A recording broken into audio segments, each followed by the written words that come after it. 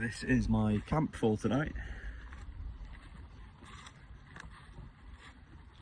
Got the DD 4x4 tarp, and I've got the Frontline XL hammock. I've actually found, I haven't got it with me today, but I've actually found the cover that can go with this one. I didn't think there was one. I don't think it's made specifically for this model, but it does fit quite well and it works. So I've got an extra layer of protection, but I didn't bring it with me, so.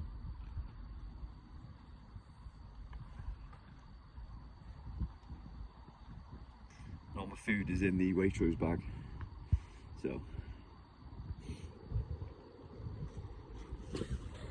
Beautiful view. Beautiful part of this woodland.